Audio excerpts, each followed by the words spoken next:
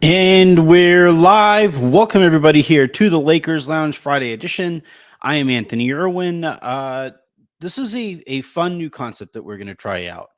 I am going to involve you more in these Friday episodes, you and whoever else, right? Sometimes there'll be a guest here and you can come up and you can interact with that guest as well if you like.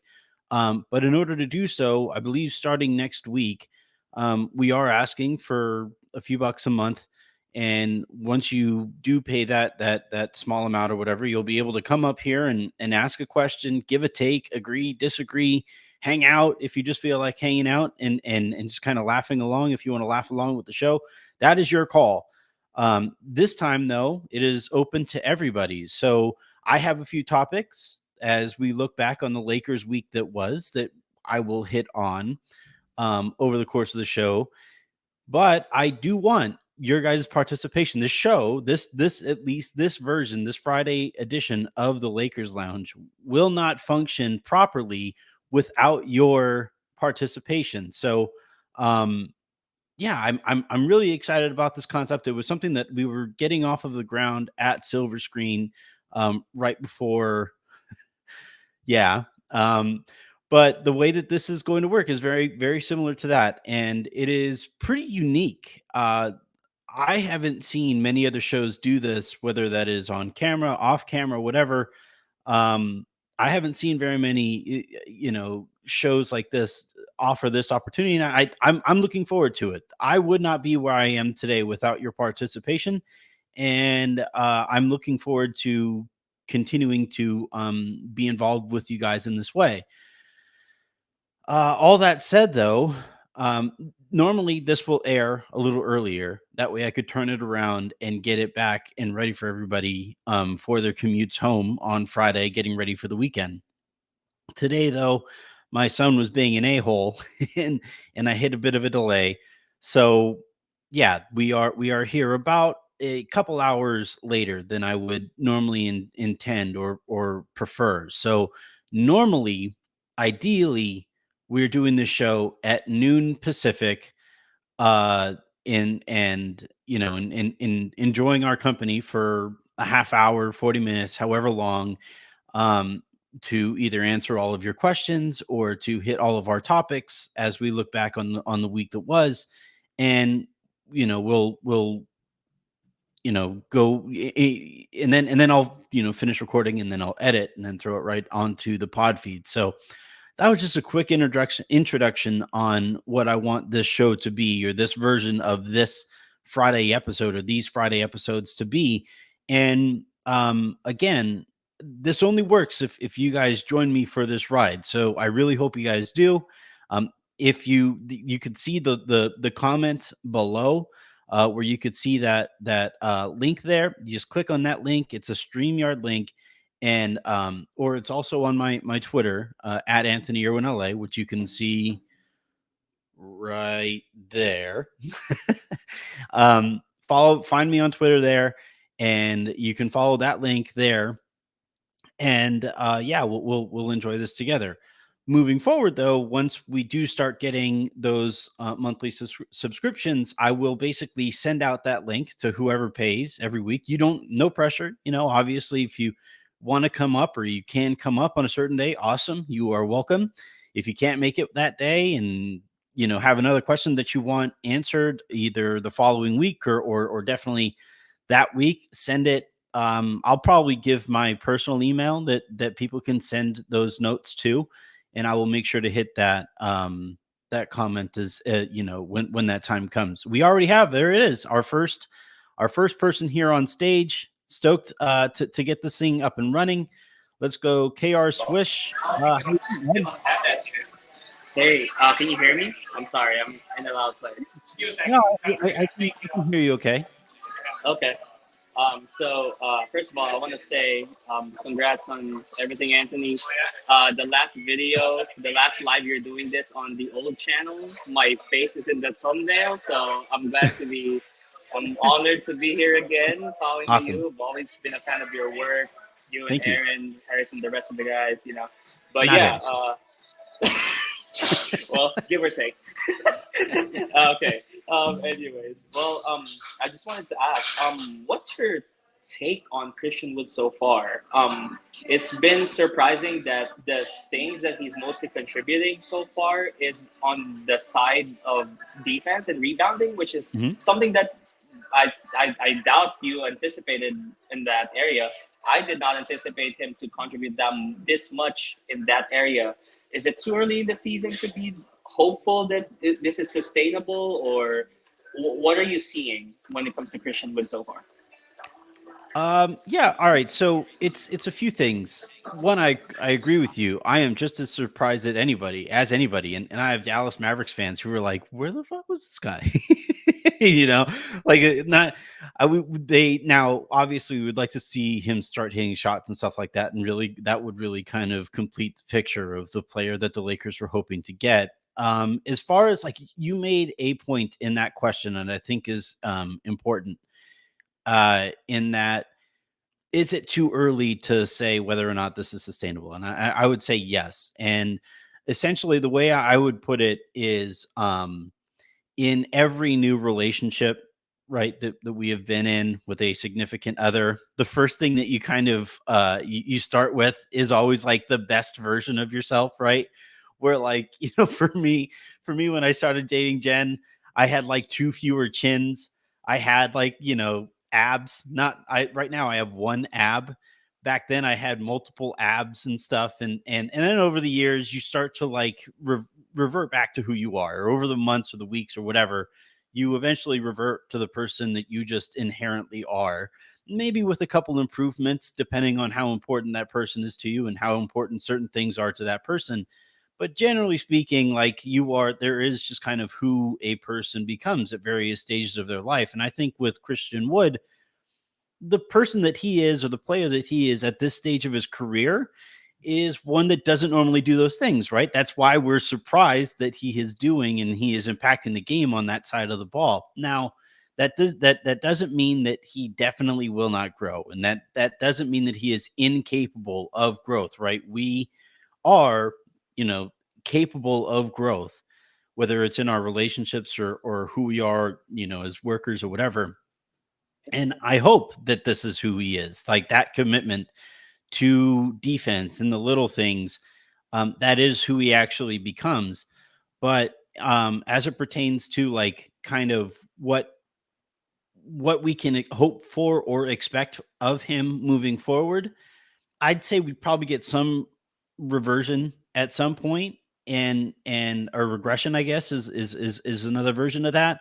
It's just a matter of like when he reverts back to those old habits that the coaching staff and Darvin and his teammates like point out, hey man, like it was really cool when you defended Kevin Durant that one time. Can we get more of that? Like can we try that out here moving forward, and we'll see what he does. Now, the last point I'll make on this, and I always talk about incentives when it comes to figuring out what's going to happen next.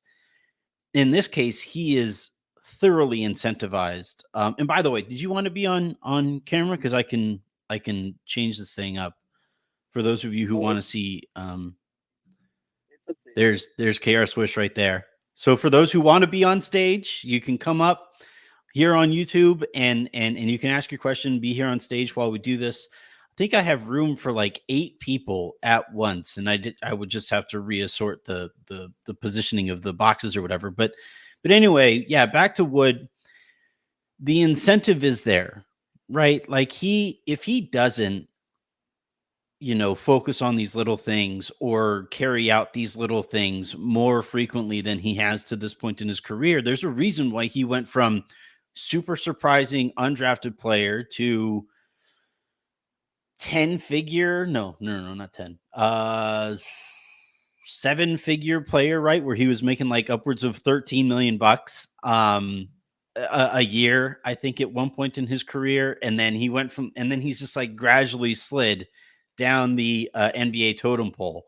And the reason for that, right, is because he is super talented, is a very talented big, but doesn't do the things that bigs need to do in the modern NBA to continue to get paid like that. So, yeah, I think that I think he's capable of this. Otherwise, he wouldn't have done what he did. And now it's just a matter of whether the people around him and the Lakers are able to consistently get that out of him. What do you think, though? Do you think he's capable of this moving forward? I think I think he's more than capable of doing this, not in the same, not on that level every night, but once every 2 games, once every 3 games. He always had the tools. Like everyone's been talking about this one. He has the tools to do it. It's just a Yeah. matter of, is he willing to do it? And so far in his career, for the most part, he hasn't been willing to do stuff like that. No. And but he got like, I think there was 4 for 72. Am I wrong on that one? It's something. It's a big contract. I think it's the Yeah. Rockets gave him, but that shows you that he has like NBA skills that are like, he has that skills. He has tools to do stuff like this, and I do believe that. Yes, you're right. This is the holly. This is the what do you call this, Honeymoon. honeymoon phase of Honeymoon. Yeah. the relationship. And we've all been there, where like you said, you look like someone who's in the school gym, in the college courts every day. Yeah. Those Yeah. dudes. I can picture that one. But yeah, yeah, I think he's more than capable of it. He has the tools. It's just a matter of, is he willing to do this every single night if the shots are not falling? Because sometimes when shots are not falling, especially for guys like him and D'Lo, we've seen that where once shots not falling, they're like, oh well, like LeBron said, I'm just floating around. You're just Hmm. gonna. They tend to float around there and just like, hey guys, I'm right here. I'm existing, but I don't know if I can do anything else besides score. But yeah, I think he's more than capable. I hope he is. I hope this is a Lonnie situation where he can revive his career and expand his game in order for him to earn more money or like add longevity to his career. But we'll see. I have another question though, and this one's for Well, D'Lo. really Oh, quick, I want to hammer the point that you just made. This is a really important one. It's a great one. He has not been hitting his shot to this point, and the fact that despite that he is still focusing on these little things, that is actually something that I would draw some optimism from, right? It would be one thing if everything was going great and he was focusing on the little things, right? Like I remember back when I used to play, a dumb thing that I used to notice myself doing was like, if I played well at the end of the game, in whatever intramural game or whatever I was playing in, if I played well, I would like make sure to go and like high five everybody so that subconsciously I wanted them to say like good game or whatever, or I wanted to see them pissed that like, God, this little Mexican kid killed us this game or whatever. Um, and and and then in like games that I didn't play as well, I was just like, yeah, that happened, and I would like kind of walk off, right? And but I think here with Christian Wood, I think the fact that like he is playing offensively not great and still focusing on the little things the way that he is defensively, again, it's just about habits. And D'Angelo Russell mentioned this heading into the preseason and heading into the season. And we've seen the defensive habits carry forward here with D'Angelo Russell. I think his deflections are like way up compared to the rest of his career. So with Wood, the fact that he's doing this when things aren't going great is something that I think is a really good note by you. yeah, yeah, it's just something that I've noticed. I think in the preseason as well.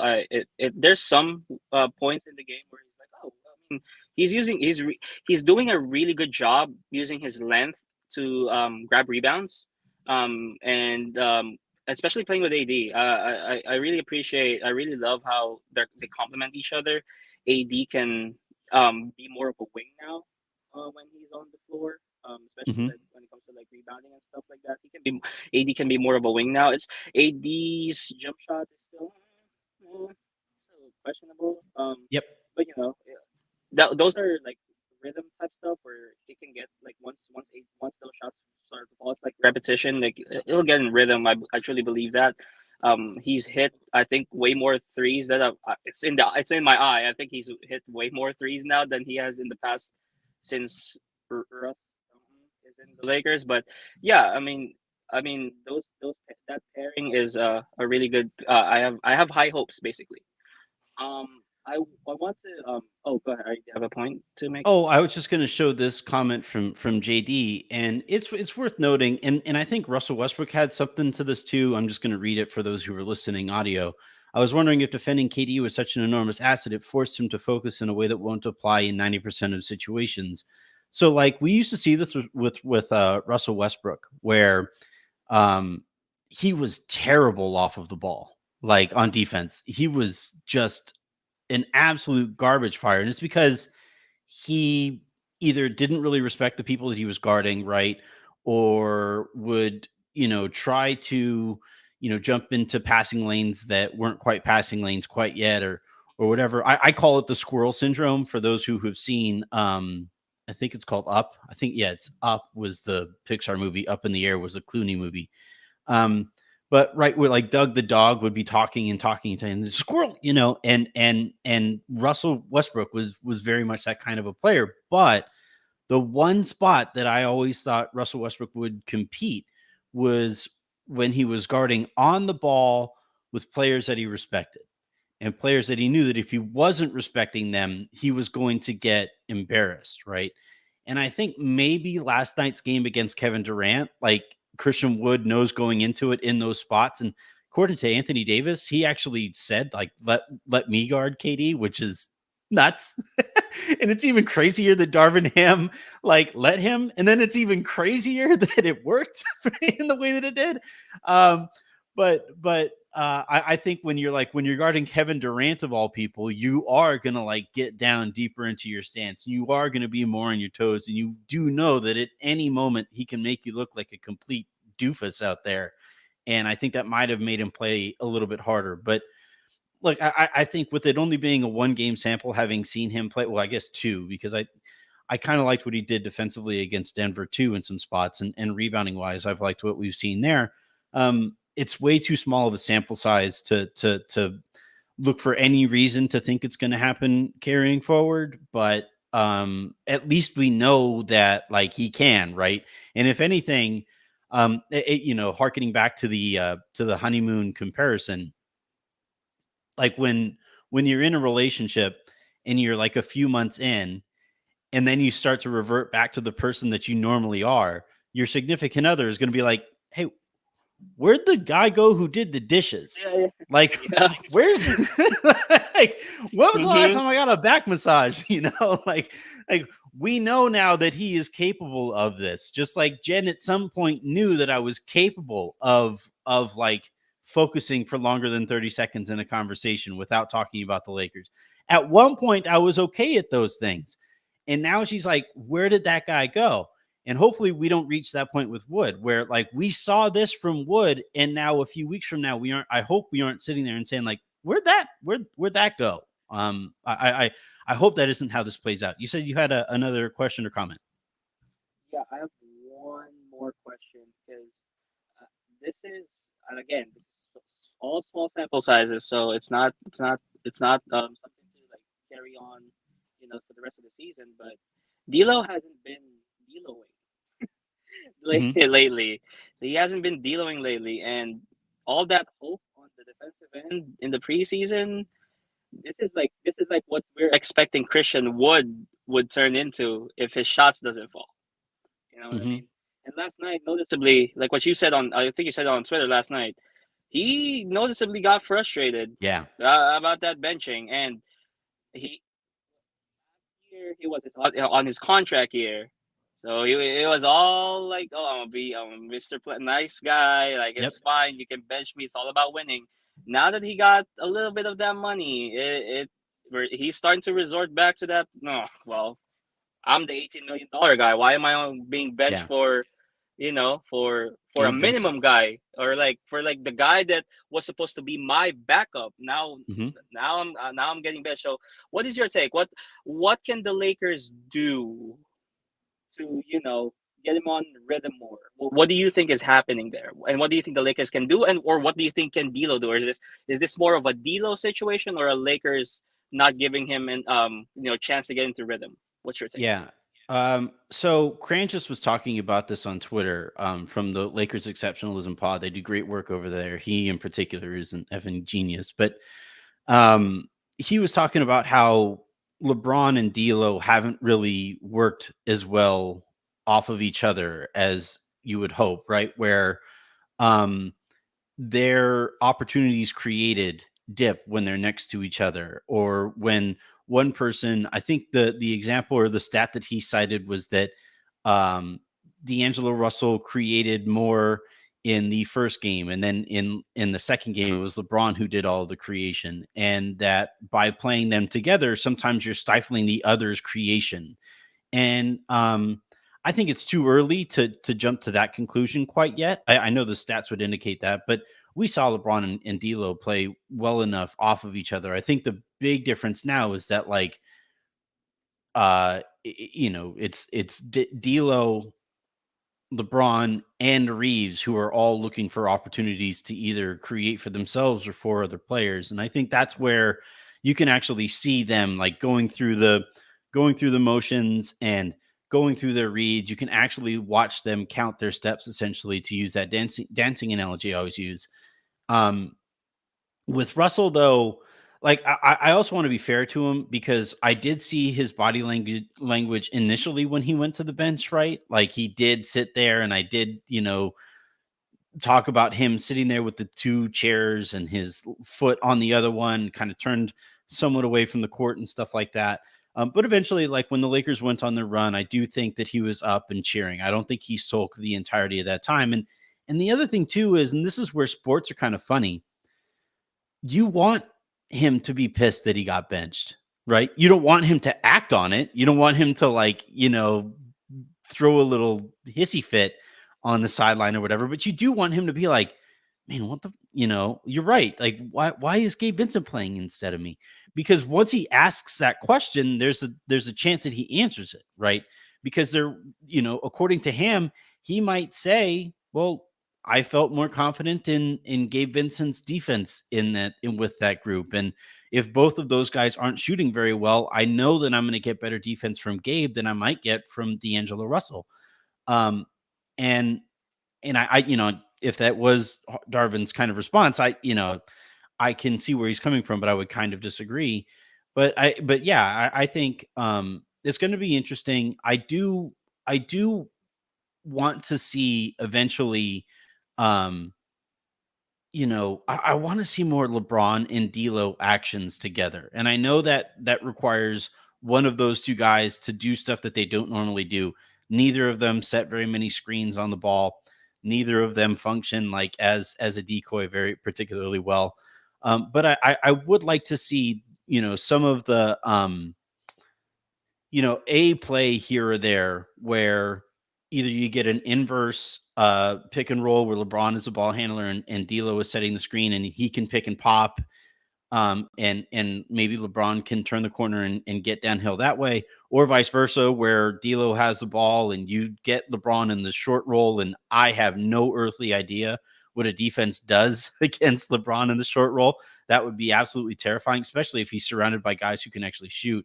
If the Lakers, remember how to shoot. But yeah, I think it's.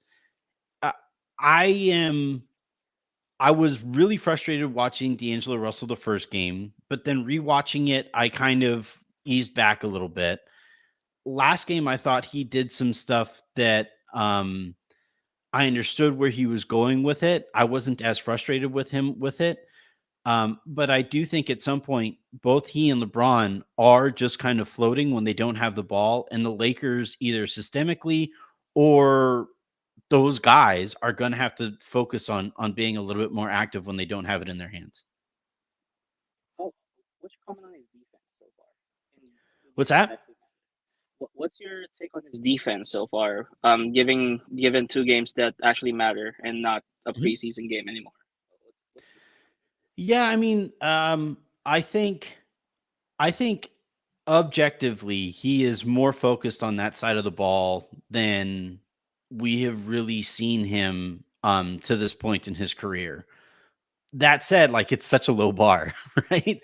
Like he has never been even like an okay defender. He's almost always been bad defensively. And so now that we're seeing him strive to be okay, I do think we're starting to see some progress there. I um I think that the Lakers are doing a good job hiding him to the extent that they can, right? So far, they have done so much pre-rotation. They were doing it to an insane amount last night, right, against Kevin Durant.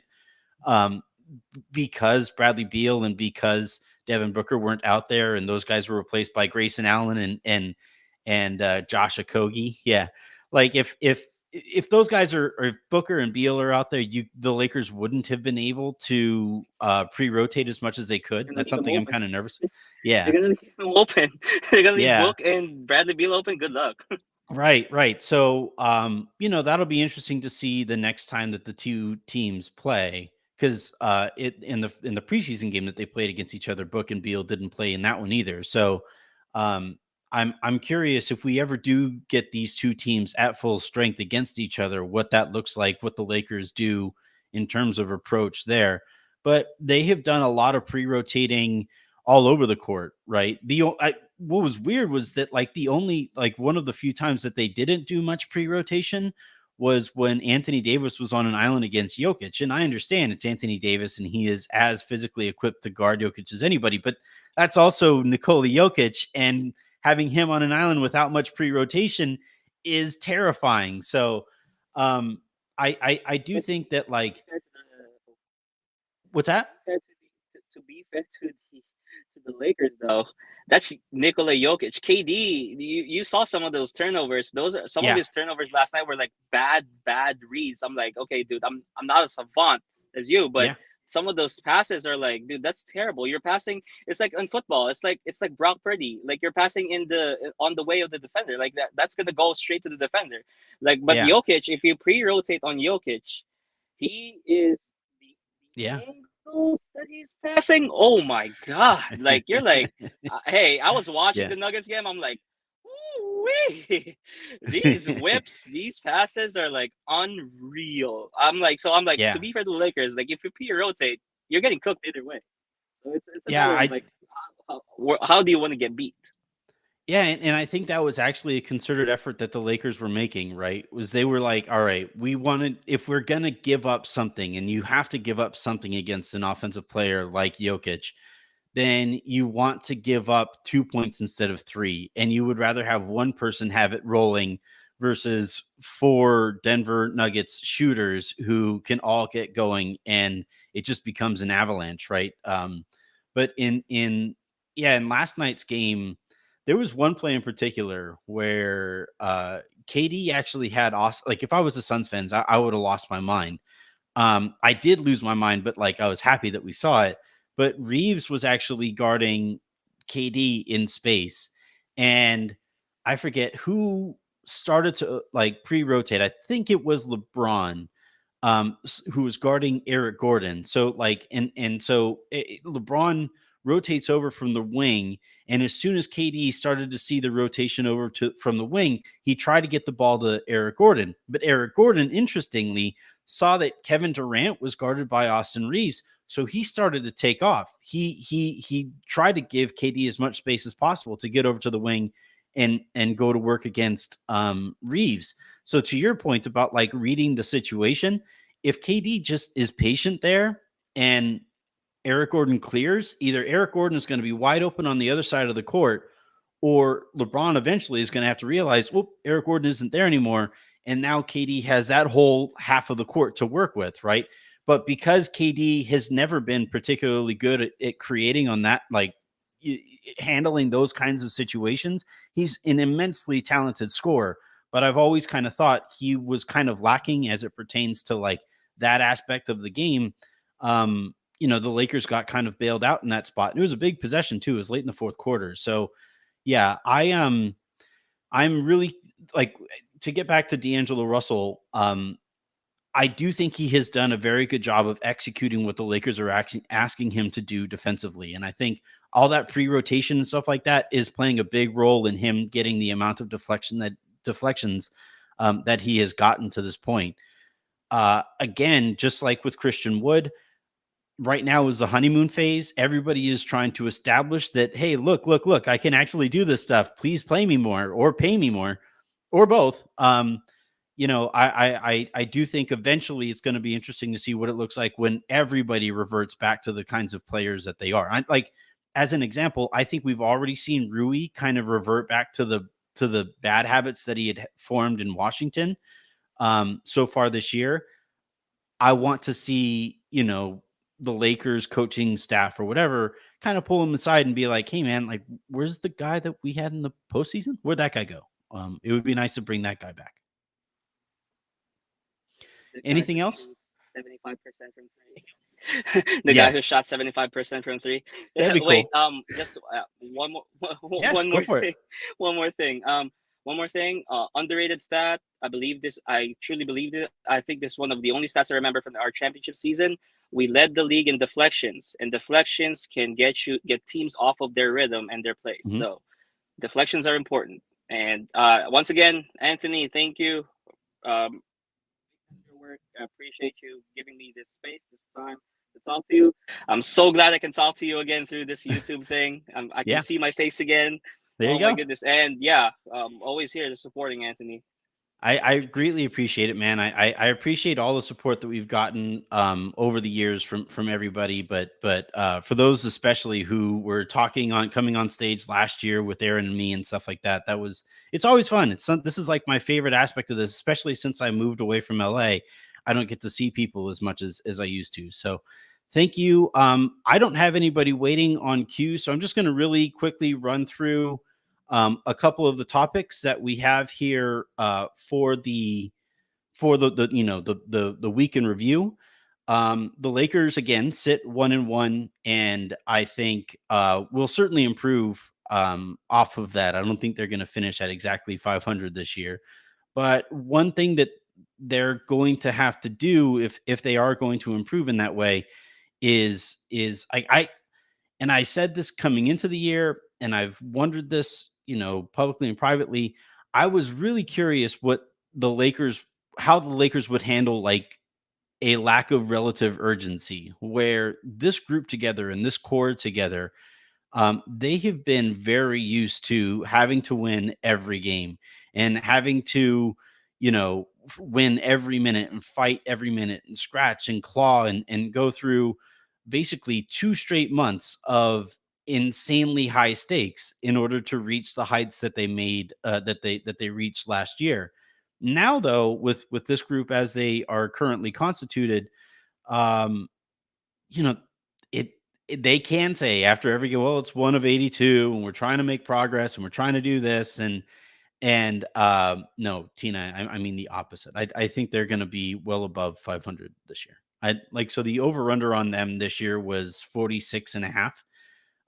By the time that the year started, I think Matt said it was like at 47.3 or something.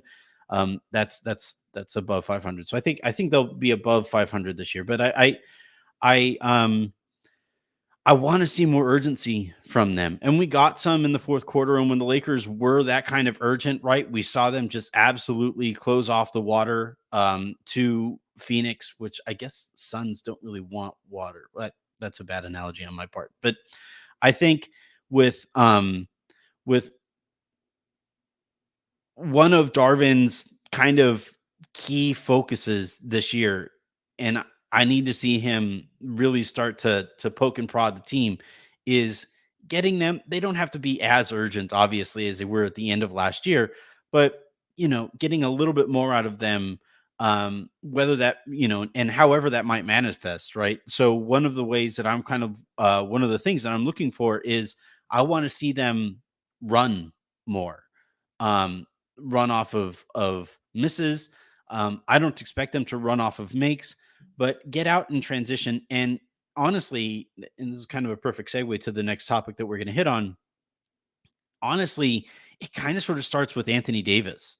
There were a few possessions last night, and look, he is very special. And I know I ask a lot of him. I'm just going to start. I'm going to have like a standard disclaimer that's just going to I swear I like his game. It's going to just like sit up here when I talk about Anthony Davis and I'm hard on him. But Anthony Davis needs to run the floor a lot harder than he does, whether that's getting back on defense or rim running and being a threat on offense. For whatever reason, he has stopped doing that at this stage of his career. And I like when you talk about like why does he disappear and stuff like that. One of the ways that a big can just make it impossible for you to not get him involved is to run as hard as they possibly can, beat the person guarding them down the court, and have a mismatch right underneath the basket that a guard or a ball handling wing like LeBron is really effing good at this. Like those players are going to see him down there and they're going to you have to reward that big for doing that, right? Not just because it winds up being a good play and that big at the very least usually gets to the free throw line, but also because you want to reward that big and reward that good behavior so that that good behavior continues.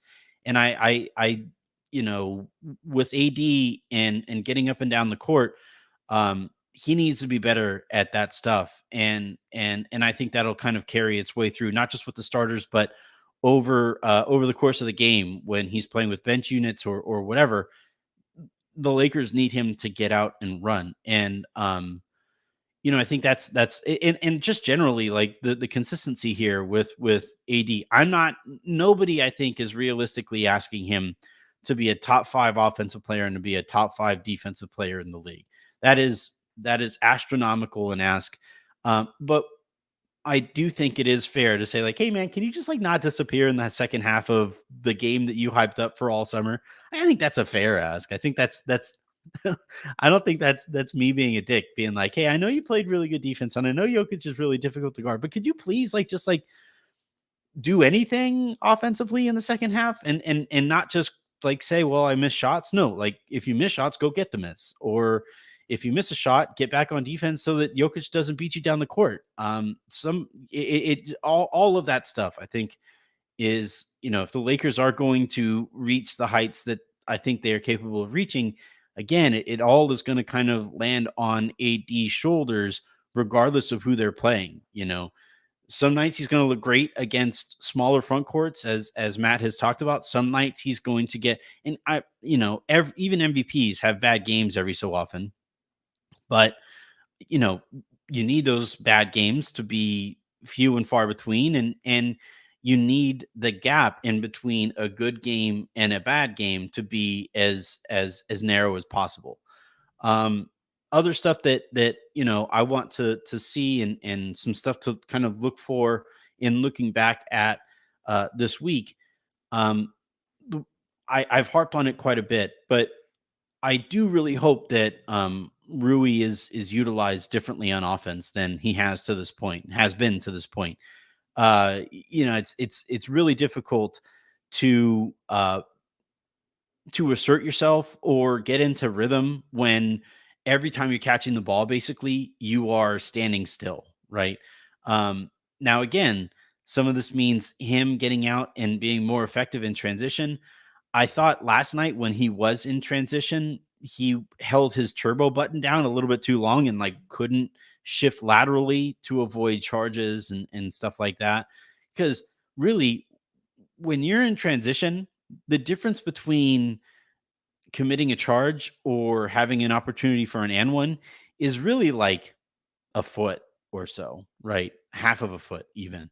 You know, all you really need to avoid in transition, because referees are generally inclined to give the advantage, well, they always are in the NBA, but especially in transition, referees are generally inclined to give the advantage to the offensive player so long as that player doesn't hit the defensive player square in the middle of the chest. So if Rui can do whatever it takes to slow down, maybe drag that gather foot, whatever, so that he can avoid hitting a defender here and instead hit that defender here or here, and then, you know, obviously position himself so that he can go up with the shot like that. It's just the little things that in those opportunities that he does get, he can be a little bit more effective. But I think it also kind of a big, what will play a big role in him kind of turning things around here is the Lakers you know, implementing him a little bit differently than they have to this point. And I think like I think it's pretty clear that the Lakers are kind of more focused on getting either newer players or players who didn't have the reps in the preseason ramped up and then collectively they will all kind of push forward together. And unfortunately for Rui, he's, I think, kind of waiting for other players to kind of ramp up, and then the Lakers can improve collectively.